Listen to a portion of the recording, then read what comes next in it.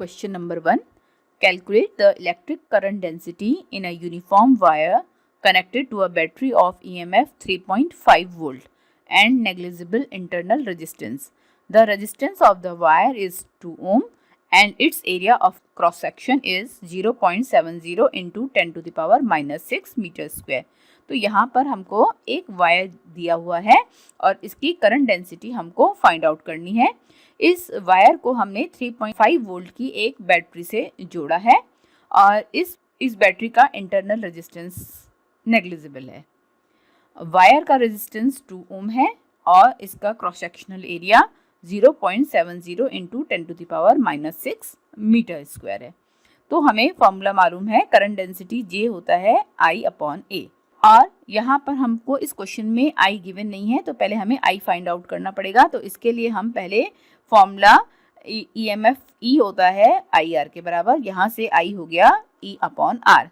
अब इस I की वैल्यू हमने J = I/A में रखी, तो हमारा फॉर्मूला बन गया J = E/RA। वैल्यू सब्स्टिट्यूट करेंगे, E की वैल्यू है 3.5 volt, R = 2 ohm and A = 0.70 into 10 to the power minus 6 metre square.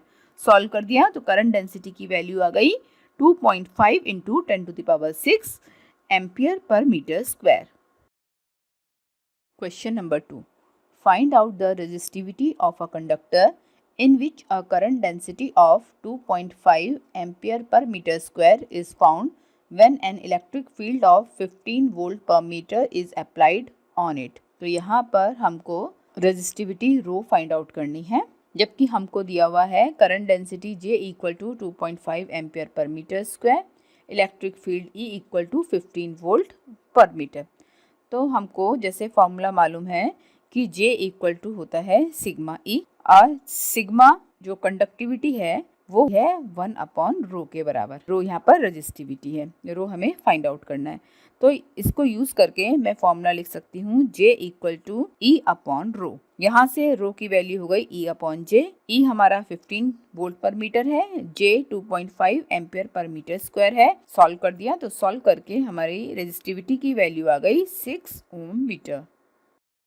Question number 3.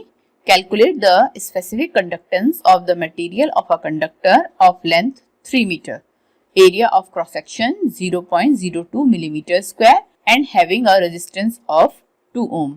तो हमको यहाँ पर एक कंडक्टर दे रखा है जिसकी लेंथ 3 मीटर है और cross sectional area 0.02 millimetre square है और उस कंडक्टर का जो रेजिस्टेंस है R वो 2 ओम है और हमको specific conductance sigma find out करना है। तो हमको फॉर्मूला मालूम है कि जो कंडक्टिविटी होती है वो रेजिस्टिविटी के रेसिप्रोकल होती है, मींस सिग्मा = 1/रो और रो का हमें फॉर्मूला मालूम है, रो = होता है RA/L। तो इन दोनों फॉर्मूलों का यूज करके मैं सिग्मा की वैल्यू निकालूंगी। 1/रो की जगह क्या हो जाएगा, रो का inverse L/RA, means sigma = L/RA हो गया। अब L है हमारा 3 मीटर, R है 2 ओम और एरिया है 0.02 मिलीमीटर स्क्वायर। तो मिलीमीटर स्क्वायर को मैंने मीटर स्क्वायर में चेंज कर दिया, तो ये हो गया 0.02 into 10 to the power minus 6 metre square. Solve कर दिया तो सॉल्व करके सिग्मा की वैल्यू आई 0.75 into 10 to the power 8 ohm metre inverse. तो ये हमारा स्पेसिफिक कंडक्टेंस की वैल्यू आ गई। Question number 4. A thick wire of 10 ohm resistance is drawn into a thin wire so that its length becomes 3 times. Calculate its new resistance. Means यहाँ पर हमको एक मोटा वायर दिया है जिसका रेजिस्टेंस 10 ओम है। हमने इस मोटे वायर को खींच के एक पतला वायर बनाया है, उससे क्या हुआ कि जो इसकी लेंथ थी वो 3 टाइम्स हो गई। मतलब अगर जो थिक वायर है उसकी लेंथ L है तो जो थिन वायर बना है इसकी लेंथ अब थ्राइस L हो गई है। तो हमें ये जो नया वायर है, थिन वायर है, इसकी रेजिस्टेंस फाइंड आउट करनी है। तो पहले हम लिख लेते हैं हमें क्या क्या गिवन है। तो जो हमारा थिक वायर है उसकी रेजिस्टेंस R1 10 ओम है और लेंथ L1 L है।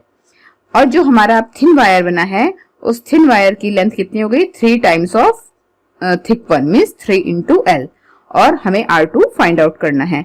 तो स्ट्रेच करने पर क्या होगा कि वॉल्यूम चेंज नहीं होगा, जो थिक वायर का वॉल्यूम होगा वही थिन वायर का भी वॉल्यूम होगा। तो वॉल्यूम क्या होता है, एरिया इंटू लेंथ। तो एरिया A1 इंटू L1 हमारे थिक वायर का हो गया वॉल्यूम A1 इंटू L1, और थिन वायर का वॉल्यूम हो गया A2 इंटू L2। ये दोनों क्या होंगे, आपस में बराबर हो जाएंगे। तो यहां से A1 upon A2 equal to L2 upon L1। ये हमारी इक्वेशन नंबर 1 हो गई। अब हमको मालूम है कि R होता है रो L अपॉन A। तो स्ट्रेचिंग से पहले R1 क्या होगा, रो L1 अपॉन A1, और स्ट्रेचिंग के बाद R2 क्या होगा, रो L2 अपॉन A2। रो कॉन्स्टेंट है, वो तो चेंज होगा नहीं, ठीक है ना, वो मटेरियल की प्रॉपर्टी होती है। अब R1 अपॉन R2 क्या हो गया इन दोनों इक्वेशन से, R1 अपॉन R2 हो गया L1 upon L2 into A2 upon A1। अब इक्वेशन नंबर फर्स्ट लीजिए, इक्वेशन नंबर फर्स्ट से A1 upon A2 equal to L2 upon L1 है। तो यहां से A2 अपॉन A1 क्या हो गया, L1 अपॉन L2। तो सब्स्टिट्यूट कर देंगे A2 अपॉन A1 की जगह L1 अपॉन L2। तो R1 अपॉन R2 हो गया L1 upon L2 whole square, या हम कह सकते हैं R2 इक्वल टू R1 और ब्रैकेट में L2 upon L1 whole square. R1 10 ओम है, L2 3L है और L1 L है। वैल्यू सब्स्टिट्यूट कर दी हमने। तो सॉल्व करके हमारा जो नया वायर बना, थिन वायर बना, उसकी रेजिस्टेंस आ गई 90 ओम।